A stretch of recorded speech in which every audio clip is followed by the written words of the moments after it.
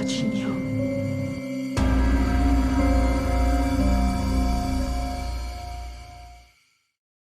Selamat datang di podcast Special Edition Spooktober, tempat di mana kegelapan tidak pernah redup dan akan selalu mengawasimu. They are watching you. Aku Sabrina, Aku Arya, aku Kalila, dan aku Agra. yang akan mengajak kalian memasuki dunia penuh misteri tanpa destinasi. Jadi kali ini adalah episode perdana kami. Dan seperti malam yang tenang sebelum badai, kami ingin mengundang kalian untuk bersiap-siap, matikan lampu, nyalakan lilin, dan biarkan pikiran kalian terbuka. Karena kisah yang akan kami ceritakan ini bukan hanya sekedar kisah. Karena seluruhnya berasal dari kisah nyata yang kami dapatkan dari sosial media dan pengalaman nyata yang dialami oleh salah satu teman kami. Dan tentu masih dihantui hingga saat ini. Oke, kisah pertama yang akan aku bacakan yaitu berlatar belakang di sebuah pegunungan di Indonesia. Nah, buat kalian, para pecinta alam, sebaiknya kalian harus memahami dengan baik-baik. Jadi, pada suatu hari, ada anak pelajar yang mendaki Gunung Semeru. Lalu, seiring pendakian mereka yang semakin tinggi, berbagai kejadian aneh mulai terjadi nih. Beberapa di antaranya terasa nyata. Sementara yang lain tampak seperti halusinasi saja yang dipicu oleh kelelahan dan juga stres. Namun, semuanya memiliki dampak nyata terhadap psikologis mereka, di mana salah satu kejadian pertama yang menakutkan terjadi saat Arga melihat sosok seorang wanita berpakaian putih di tepi jurang saat malam tiba. Wanita ini memiliki wajah yang mirip dengan kekasihnya yang telah meninggal, membuatnya merasa bingung dan juga takut. Sosok ini kemudian menghilang begitu saja, meninggalkan Arga dengan perasaan tidak menentu. Apakah yang dilihatnya adalah kenyataan atau sekedar ilusi? Jadi sebenarnya kekasihnya ini udah wafat. Iya, udah wafat. Nah, di saat mereka sedang beristirahat di salah satu pos pendakian, nah, Dimas mulai mendengar bisikan-bisikan samar yang memanggil namanya dari dalam hutan. Awalnya, dia mengira itu semua hanyalah suara angin. Tapi bisikan itu semakin lama semakin jelas dan terdengar seperti suara seseorang yang dia kenal. Ketika dia mencoba mencari sumber suara tersebut, dia malah tersesat dan nyaris jatuh ke dalam jurang. Sumpah, jadi jatuhnya kayak lagi dihipnotis gitu. Terus berarti bener-bener dibikin buta karena suara gitu kan? Ini orangnya yang ngomong tuh orang yang dia kenal. Iya betul, si pacar kekasihnya yang tadi udah meninggal. Untung aja dia nggak beneran jatuh ke jurang ya. Ya, nah lalu sekarang Mira. Nah, Mira itu adalah pacarnya si Dimas yang mulai mengalami halusinasi yang mengganggunya. Dia melihat bayang-bayangan gelap yang mengikuti mereka sepanjang perjalanan. Ketika dia memberitahukan kepada yang lain, mereka semua mulai khawatir dan berpikir bahwa dia mengalami gangguan mental akibat ketinggian ataupun kelelahan. Namun, penglihatan Mira semakin kuat. Dia mulai merasa bahwa sesuatu yang jahat sedang mengintai mereka. Nah, Gilang yang paling berpengalaman dalam kelompok mulai menunjukkan perilaku aneh setelah mereka melewati sebuah area di dekat Ranupani, desa terakhir sebelum pendakian menuju puncak. Dia merasa ada sesuatu yang membebani pikirannya, sesuatu yang berhubungan dengan masa lalunya. Nah, di tempat ini, Gilang pernah mengalami kejadian traumatis saat dia kehilangan seorang teman dalam pendakian sebelumnya. Trauma ini kembali mengantuinya dan membuatnya sulit berpikir jernih. Lalu sepanjang perjalanan, kelompok ini juga mendengar cerita dari pendaki lain dan juga penduduk lokal tentang keberadaan makhluk halus yang dipercaya sebagai penjaga Gunung Semeru. Berarti dari cerita yang aku tangkap tadi, mereka baru diganggunya pas mereka udah mau di puncak ya? Ya, betul. Kalau dipikir-pikir, jadi bilang juga sedih gak sih? Kayak dia harus ngelewatin tempat yang sama dengan pengalaman. Itu pasti sih. Iya, Buruk. betul. Itu juga mungkin caranya si Gilang buat ngilangin traumatisnya dengan cara berdamai dengan masa lalunya. Jadi dia mencoba buat balik lagi ke tempat yang ada di masa lalunya. Dan pas banget gak sih kalau misalnya di sini yang diganggu tuh 3 pendaki tersebut. Iya. Yang dia tuh bareng-bareng. Terus makhluk halus lokal yang disebut sama pendaki lain tuh gimana tuh? Oke, jadi gini teman-teman. Nah, salah satu cerita yang mereka sering dengar itu adalah sosok Mbah Dipo, seorang lelaki tua yang dikatakan sering terlihat di jalur pendakian saat kabut turun. Menurut legenda, Mbah Dipo adalah roh penjaga yang akan menuntun atau menyesatkan pendaki. Nah, ini juga tergantung pada niat mereka saat mendaki. Jadi pada cerita tersebut terdapat puncak horornya, yaitu ketika mereka hampir mencapai Mahameru alias puncak Gunung Semeru. Disinilah mereka semua mengalami halusinasi massal, yang dimana mereka merasa seolah-olah sedang diikuti oleh bayangan-bayangan dari masa lalu mereka itu sendiri. Arga melihat kekasihnya yang telah meninggal. Mira melihat ayahnya yang telah meninggalkannya sejak kecil. Dimas mendengar suara-suara yang meremehkannya dirinya. Sementara Gilang melihat sahabatnya yang telah lama hilang. Mereka semua merasa seperti terjebak di antara dunia nyata dan juga dunia lain, tanpa tahu mana yang nyata dan juga mana yang tidak. Jadi kayak semua yang ada di masa lalu, semua tokoh yang ada di sini itu kembali. Betul, Entah gara-gara si sosok Mbah Dipo ini. Berarti kayak seolah-olah tuh dia ngalamin 2 dunia sekaligus gitu. Iya, Dan bisa aja nggak sih si Mbah Dipo ini yang menyerupai mereka semua? Tidak menutup betul. kemungkinan menyerupai masa lalunya. Iya, benar banget. Jadi mereka kembali entah untuk sekedar menyapa atau mungkin ada maksud lain yang mau disampaikan. Terus cara mereka survive gimana ya? setelah melewati beberapa cobaan, baik yang nyata dan juga baik yang goib, kelompok ini akhirnya mencapai puncak Mahameru. Di puncak, mereka semua mengalami semacam pencerahan atau epifani, yang dimana mereka menyadari bahwa semua ketakutan dan rasa bersalah yang mereka alami selama pendakian adalah manifestasi dari konflik batin mereka itu sendiri. Arga misalnya nih, akhirnya bisa menerima kematian kekasihnya dan juga melepaskan rasa bersalah yang menghantuinya. Dimas juga menyadari bahwa dia tidak perlu terus-menerus membuktikan dirinya kepada orang lain. Sementara Mira menyadari bahwa dia tidak perlu lagi melarikan dirinya pada rasa kesepiannya. Gilang yang paling berpengalaman juga dan juga yang paling trauma akhirnya bisa berdamai dengan kejadian masa lalu yang menghantuinya. Setelah menuruni gunung, mereka kembali ke kehidupan mereka masing-masing nih dengan hati yang lebih ringan dan juga jiwa yang lebih tenang. Nah, meskipun mereka tahu bahwa pengalaman mereka di Gunung Semeru akan tetap menghantuinya selamanya.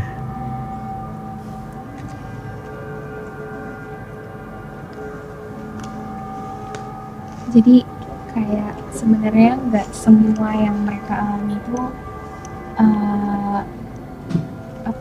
nggak Negatif gitu ya. negatif gitu ya. Betul, Karena bahkan halusin. mereka jadi menyadari kekurangan mereka tuh dan mereka jadi menerima bahkan Betul. memperbaiki dari kekurangan dia. Jadi bisa dibilang si Mbah Dipo ini sebagai Ngebantu ya, bukan Iya. motivator ya, ngebantu mereka buat mencoba berdamai dengan Betul. masa lalunya. dengan cara mereka mencapai ke atas puncak Mahameru. Dan momennya pas banget ya sih, Mahamerunya ada di puncak. Terus mereka jadi realize nih, oh ternyata apa yang dialamin pas di bawah Pendakian. sebelum sampai puncak itu disadarinnya di puncaknya gitu. Ya benar banget. Baru mendapat titik terang. Iya Ya benar banget. Ini juga mengajarkan kita untuk terus memikirkan niat baik dimanapun kita berada dan tidak bersangka buruk terhadap hal-hal yang bukan dari kawasan kita. Kisah yang dibacakan Arya tadi sudah menjadi pembuka yang bikin bulu kuduk kita merinding ya. Tapi nyatanya itu baru permulaan nih teman-teman. Karena cerita selanjutnya akan lebih menguji perasaan psikologis kalian.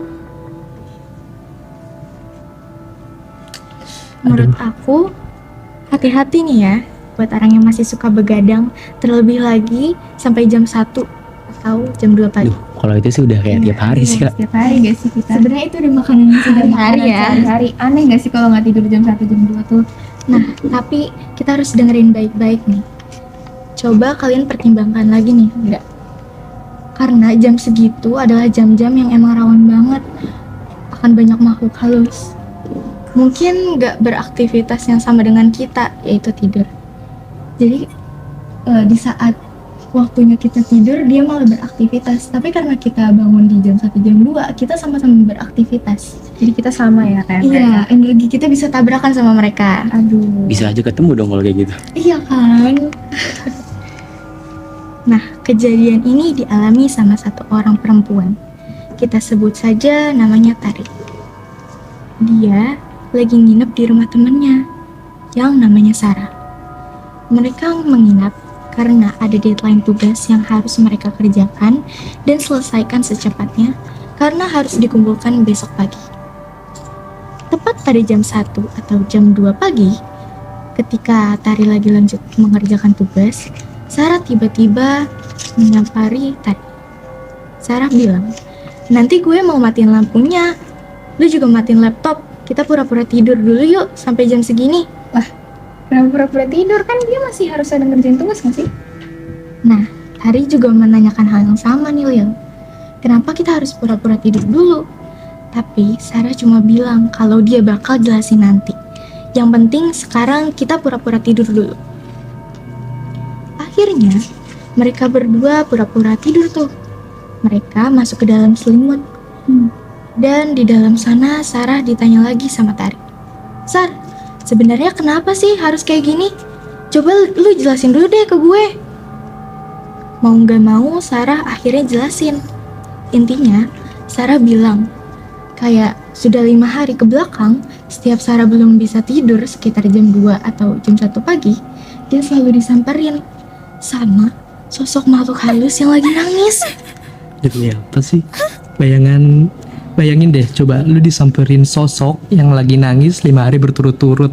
Pantesan aja si Sarah ngajak temen-temennya nih. Terus berarti kayak makan.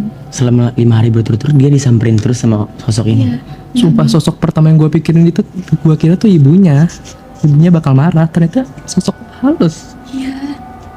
Nah, dan satu-satunya hal yang bisa dia lakuin adalah biar salah satu cara yang bisa Sarah lakuin ketika sosok ini datang adalah dia ngumpat atau pura-pura tidur di dalam selimut agar sosok yang tadi itu pergi. Jadi dia pura-pura tidur gitu. Iya. Bukannya si makhluk halusnya nggak tahu, bakalan tahu. Tapi nih Lil, alhasil Tari jadi deg-degan banget di dalam selimut. Tapi mau gimana lagi? Dia harus ikutin apa kata Sarah. Dan sekarang mereka benar-benar fokus untuk pura-pura tidur dan seluruh barang elektronik harus dimatikan. Dan benar aja, tepat pada jam 2 pagi, mereka berdua dengar suara perempuan dan dia menangis. Udah jelas bahwa itu sosok makhluk yang dimaksud dong. Iya sih. Suara tangisan itu terdengar sekitar hampir 1 menitan. Dan ketika berhenti, Tari berpikir mungkin sosok itu akhirnya sudah pergi. Tari coba ngelirik ke Sarah, tapi ternyata Sarah masih pura-pura tertidur. Berarti makhluknya belum pergi dong, kalau Sarah masih pura-pura tidur gitu. Karena Tari pikir sosok itu sudah pergi, dia refleks dong bangun untuk mengecek sekitar kamar Sarah. Dia celingak-celinguk dan melihat kalau pintu kamarnya Sarah itu terbuka lebar banget. Yang padahal Tari inget banget tadi kalau mereka sudah tutup rapat waktu sebelum tidur. Berarti bisa aja ngebukanya sosok tadi dong. Ya, benar. Pas Tari nengok ke arah pintu yang terbuka lebar itu, secara tiba-tiba Tari mendengar suara perempuan itu nangis lagi. Berarti dia fix belum pergi sih. Salahnya Tari, dia langsung ngecek dia gegabah. Dan saat tangisan itu suara lagi, Tari sadar bahwa tangisan itu berasal dari pintu kamar yang terbuka. Tari akhirnya deg-degan lagi. Kayak jadi dia sendiri yang ketakutan kalau belum tidur jam segini. setelah beberapa waktu Tari ngelihat dengan jelas sekali ada sosok makhluk halus yang berada di kamar Sarah. Dia secara tiba-tiba masuk ke dalam kamar Sarah. Lebih tepatnya kolong kasurnya Sarah. Kenceng banget. Duh, serem banget sih. Sumpah. Itu ketakutan gua terbesar gua saat kecil. Kolong kasur. Kalau aku sendiri langsung kapok banget ya kalau jadi Sarah sama Tari lagi ceritanya kayak lagi nginep, terus tiba-tiba ada sosok yang nangis 6 hari. Harusnya senang-senang, nginap, kerjain tugas bareng. Ada temennya, tapi ternyata temennya yang ketiga No. malah tuh. Nah, bener banget tadi yang udah bilang, yang gimana kita harusnya senang-senang. Tapi pengalaman itu merupakan pengalaman yang sangat tidak mengenakan bagi Tari. Yang mereka bisa lakuin kala itu cuma kembali tidur dan terus melafalkan doa agar tetap dilindungi oleh Tuhan. Ini beneran bikin merinding banget sih, Sya. Apalagi buat temen-temen nih yang mungkin suka begadang jam 1 sampai jam 2 malam, hati-hati. Ternyata ada yang nemenin takutnya. Atau mungkin mereka dengerinnya sambil begadang ngerjain tugas. Aduh, serem. Jadi dia ngikutin Ya, ya.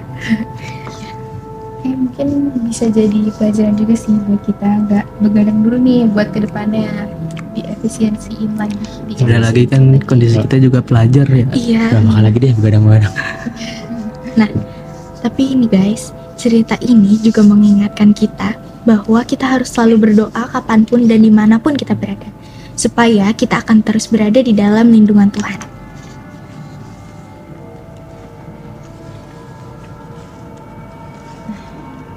Bener banget nih kak. Kalian pasti lebih penasaran lagi kan kisah horor yang akan kita bawakan selanjutnya.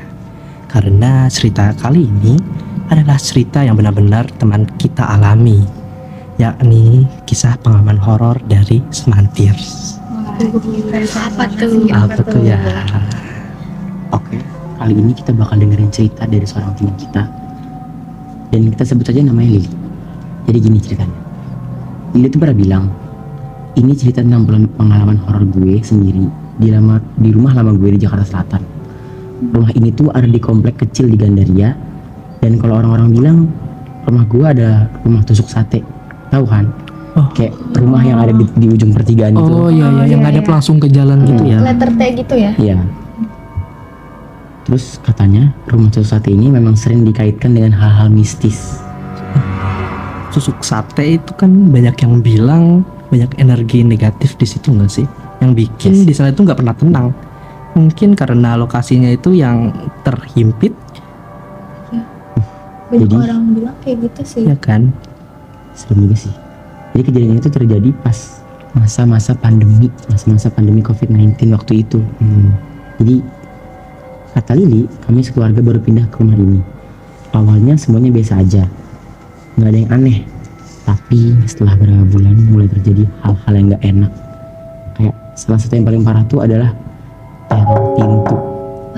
Sama kayak yang sebelumnya dong. Tadi juga Iya sih. mirip-mirip. Kayaknya kita Pintu. harus gembok deh kalau No. misalnya lagi nginep atau Iya. lagi di Kayak rumah. gue bakal ganti hording deh untuk ke depan ini. Ntar buka pintu, bisa jadi ketok pintunya. Aduh, serem. Terus Jadi Lili bilang lagi kalau setiap malam tuh pintu belakang rumah sering digedor-gedor. Kayak bukan ketukan pelan doang, tapi beneran digedor-gedor sampai kayak ada yang mau masuk gitu. jadi dia maksa mau masuk gitu ya. Iya, kayak maksa banget buat masuk gitu. Terus yang anehnya, pintu belakang ini tuh dari kaca. Jadi kalau ada yang gedor, harusnya kelihatan dong yang di luar siapa. No, Yang gedor siapa. sumpah.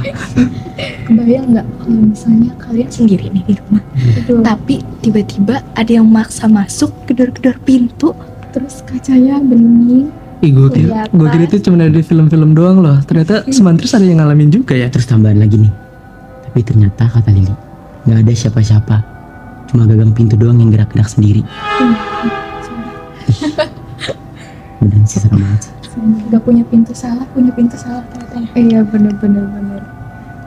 Terus Terus Lili bilang lagi, keadaan tuh makin parah saat anjing peliharaan gue mulai sering gonggong ke arah pintu. Padahal nggak ada orang. Kalian mesti tahu kan hewan itu bisa ngerasain kehadiran sesuatu yang nggak kasat mata. Iya benar banget. Iya benar. Apalagi kayak Lebih hewan ini anjing gitu loh. Hewan Sensitif peliharaan, banget. sensitif ya. hewan peliharaan kan biasanya bisa cek kondisi aura-aura Iya. gitu kan ya. Iya. Terus tuh dilanjutin sama Lili ceritanya.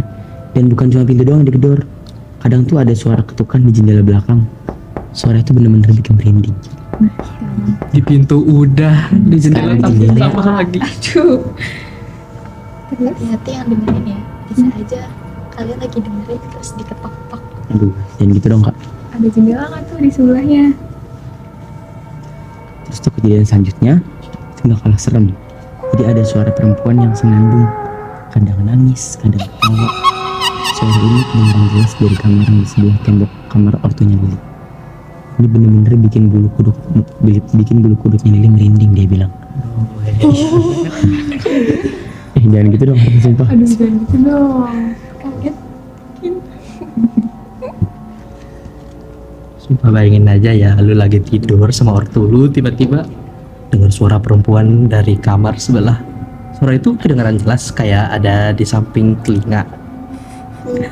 Kalau gue jadi Lili, kayak gue bakalan ngomong sih. Mungkin pindah kamar. Kayaknya lebih ke teriak nggak Iya sih? Pindah rumah aja sekalian. Tapi kayak kata orang-orang gak sih, kalau misalnya kadang-kadang tuh suara yang samping telinga tuh bener-bener emang samping telinga kita banget. Tapi ada yang bilang juga tau, kalau misalnya dia dekat, justru dia jauh. Jauh. Kalau dia jauh, justru dia kebalikan berarti dekat. Iya, Waduh, ada yang bilang kayak gitu. Terus lanjut nih, kejadian ketiga. Lili bilang, kejadian ketiga terjadi saat gue lagi begadang. Begadang lagi. Begadang lagi. Rutinitas tiap orang nih. Jangan-jangan begadang. yang tadi sama Sarah itu si Smantris ini nih. Jadi Lili bilang, ini tuh rutinitas waktu COVID-19, COVID-19. Karena emang agak ngaco ya itu rutinitas pas zaman itu. Betul Jadi tuh dia bilang, jadi tidur juga gak teratur. Terus malam itu, gue lagi duduk santai di kasur. Lampu kamar dan ruang tamu nyala. Pintu kamar nggak ditutup. Terus tiba-tiba gue ngeliat bayangan tangan panjang banget dengan kuku kayak penyihir. Kebayang gak sih kuku kayak penyihir tuh Aduh, gimana deh? kayak kita harus tutup pintu gak sih guys? Pasti sih. Kayak next time gue gembok ketiga deh. Iya Tutup deh. pintu. Ketiga. Terus Lili bilang, tangan itu bergerak kayak manggil gue. Gue ngeblank beberapa detik, tapi untungnya gue nggak ngikutin tangan itu. Jadi itu kayak tangannya bisa ngipnotis gitu ya. Iya, Untung aja Lili gak ngikutin tangan itu gak sih? Sebetulnya kalau ngikutin, mungkin nasibnya sama kayak Ceritanya Karin. Betul, udah nggak bisa cerita lagi nih kayak sekarang. ceritanya lebih panjang mungkin dia Kuncinya. ceritanya sekarang. Anjing ya kalau misalnya kita ngalamin kejadian horor, kayak kita lebih baik nggak penasaran gitu. Iya, udah. Lebih baik tidur aja tadi. Bener. Iya aja. Lanjut nih. Terus bayangan tangan tuh hilang setelah gue alihin pandangan ke HP. Tapi bayangannya masih ngebekas di ingatan gue. Kayak gitu kata Lili. Ih, berarti kayak tangan Bagus sih Lili. dengan Jangan- tangan panjang gitu, terus kuku yang serem gitu. Tapi Terus menurut tiba-tiba gua hilang. pilihan Lili tuh benar. Iya. Dia Iya sih. ngalihin Ngalihin pikiran dia. pikiran dia dan gak penasaran siapa tangan itu gak sih? Terus Lili bilang lagi. Dan itu semua terjadi di rumah yang dulu. Katanya bekas tempat tinggal orang Belanda. Banyak kejadian mistis yang terjadi di sana. Di Gandaria soalnya ya, di perumahan. Iya. Bekas. Ya, betul sih. Terus dilanjut sama Lili. Mungkin cukup sampai di sini dulu cerita horor gue. Ada beberapa banyak kejadian lain yang gak kalah serem. Tapi yang tiga ini paling membekas. Gue cuma bisa bilang perbanyak iman aja. Semoga kalian gak ngalamin kejadian yang kayak gini. Wah, Ini cerita Baru paling merinding sih. Tiga aja. Tiga aja Baru udah bikin tiga, merinding ampun, banget. sumpah. Apalagi Iya. jadi Lili yang ngalamin kejadian itu. Tapi bisa dibilang Lili bijak sih buat nanggepin cerita horor kayak gitu. Betul banget Lili. Buat ngalamin gitu. bener mengalihkan ya. Ini bisa kita jadikan pelajaran penting karena kita tadi udah diingetin juga sama Lili kalau misalnya kita harus perbanyak iman. Bener banget. Semoga kalian semua gak ngalamin kejadian kayak gini ya.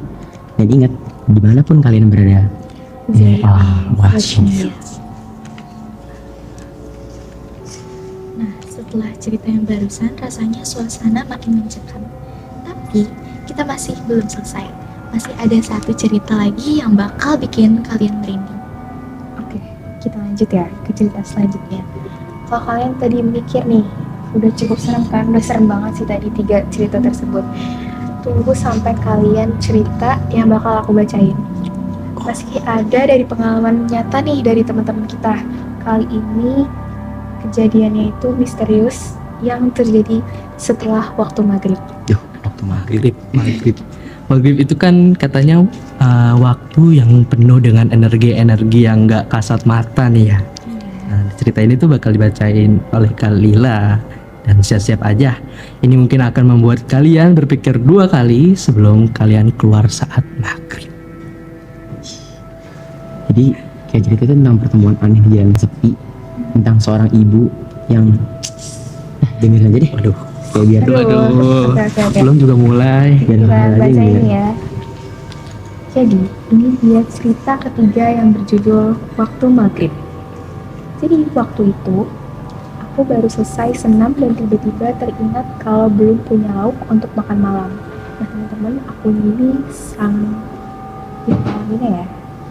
Jadi, aku langsung pulang ke rumah dulu karena lupa bawa uang cash dan kartu ATM. Saat aku sampai di rumah, azan maghrib pas banget mulai berkumandang. Aku tuh orangnya kalau sudah mandi, malas banget keluar rumah lagi. Tapi karena perut udah keroncongan, akhirnya setelah azan sekitar 5 menit, aku buru-buru tuh keluar buat beli lauk. Karena udah lapar banget kali ya, jadi dia buru-buru juga. Selesai belanja lauk, dia buru-buru pulang. Suasana jalan tuh sepi banget, gimana sih maghrib gitu kan. Iya. Maghrib orang-orang yang main di rumah. Iya, ada mulai yang istirahat juga. Iya, Udah waktu benar. istirahat banget, Mas. Terus mungkin karena masih waktu maghrib kali ya yang tadi, pas aku lewat di depan TPU Lemperes, kan tahu TPU Lemperes gak sih? Tahu. Tempatnya itu banyak bercerita nggak sih di tempat itu? Iya, banyak banget. Itu nggak sih yang Yang banyak pohon bambunya. Iya, yang benar. iya yang di turunan itu kan? Iya. benar. Nah, tepat setelah jembatan atau tukang tahu Sumedang, turunan lagi dari Oh, ya. TPU Lemperes, aku lihat ada ibu-ibu parubaya yang naik motor tua. Bu, itu jalannya kan, ibu itu tuh jalannya pelan banget, kayak benar-benar di pinggir aspal. Karena aku pengen cepet-cepet sampai rumah, aku pun nyalip ibu itu. Tapi sekitar 500 meter kemudian, tiba-tiba ibu itu udah ada di depanku lagi. Gimana nih ceritanya nih? Ibunya teleport ya? Serem Nggak tahu banget ya deh. sih. Atau mungkin dia diem-diem udah nyalip lagi kali. Atau Positif. doppelganger. Oke, kita lanjut. Aku masih mikir positif. Mungkin ibu itu tadi nyalip pas aku ngeliat, tapi dia lagi jalan-jalan pelan, dan akhirnya aku nyalip lagi. Gak lama kemudian, aku terkejut karena ibu itu ada di depan aku lagi.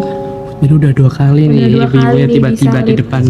Tadi dia udah nyalip, terus tiba-tiba dia di depan lagi. Terus sekarang kayak gitu juga. Nah, karena kayak gitu, dia udah mulai merasa hatinya nggak enak nih. Tapi aku masih mikir positif. Mungkin ibu itu tadi nyalip pas aku ngeliat, tapi dia lagi jalan pelan. Dan akhirnya aku nyalip lagi. Gak lama kemudian, aku terkejut karena ibu itu ada di depan aku lagi. Jadi kejadiannya udah 2 kali si ibu itu Kok bisa nyalip gitu ya? dong ya? Iya, iya Itu benar. sebenarnya dia yang nggak sadar disalip atau emang ibunya teleport. Nggak tahu deh. Waduh. Ada terus gitu nggak sih? Iya, iya benar. Nah, meski udah gak enak hati, tapi aku masih berusaha positif thinking. Sampai aku nyalip lagi, dan di perempatan GDC, aku lihat ibu itu belok ke tukang bunga. Aku pun terus jalan tanpa mikir aneh-aneh. Tapi tiba-tiba, setelah sekitar 500 meter, ibu itu lagi-lagi ada di depan aku. Sama persis. Udah 3 kali. Aduh. Jalan pelan-pelan di pinggir aspal. Saat itu, perasaan aku udah mulai nggak enak banget. Akhirnya aku memutuskan buat nggak nyalip lagi dan jalan pelan-pelan di belakang ibu itu. Pas aku mau belok ke gang rumahku, aku refleks ngeliat ke arah spion motor. Dan ternyata muka ibu itu nggak ada, rata, nggak ada mata, nggak ada hidung, nggak ada mulutnya.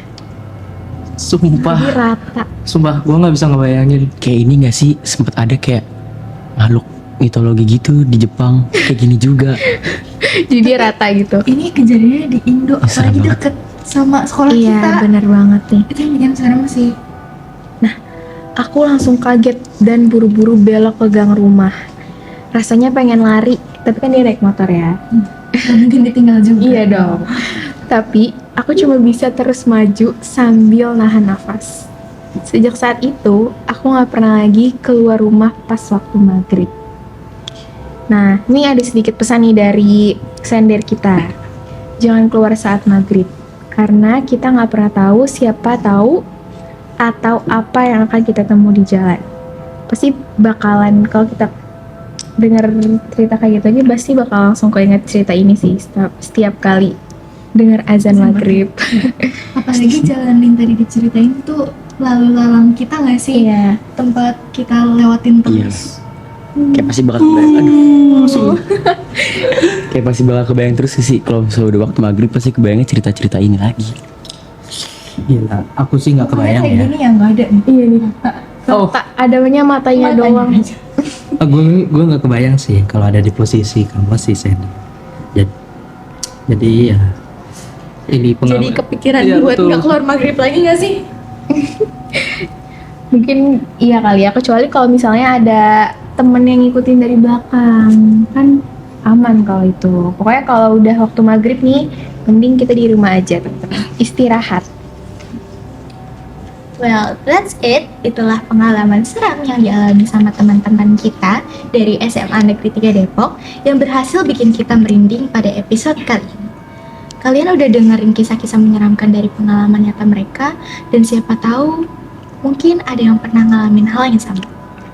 Atau malah sekarang kamu lagi ditemani sama sesuatu yang ada di sekitar kamu. Jangan gitu dong. Jangan nakut-nakutin dong. Tapi bener juga ya, hati-hati sama sekitar kita. Siapa tahu ada yang sedang memperhatikan, atau mungkin di jendela kalian ada yang ngeliatin. Bener banget, intinya kita semua harus kuat, jaga iman, dan selalu berdoa. Karena dalam gelap kita nggak tahu apa-apa atau siapa yang sedang mengawasi. Dan ingat, di Spooktober kita nggak hanya mendengarkan cerita, tapi juga belajar dari pengalaman mereka. Pesan yang bisa kita sampaikan untuk kalian adalah mereka pasti akan hidup berdampingan dengan kita. Bagaimana cara kita menghargainya adalah dengan tidak mengganggu mereka, karena mereka pun akan melakukan hal yang sama kepada kita. Nah, kalau kalian punya cerita horor, jangan ragu nih buat share ke kita di episode-episode berikutnya. Siapa tahu cerita kamu bakal kita bahas di sini. Dan terima kasih sudah mendengarkan podcast special edition Spooktober malam ini. Dan harus selalu kalian ingat, dimanapun kalian berada, they are watching you. See you guys. Bye-bye. Dadah. See you on another episode. Jangan lupa sharing-sharing.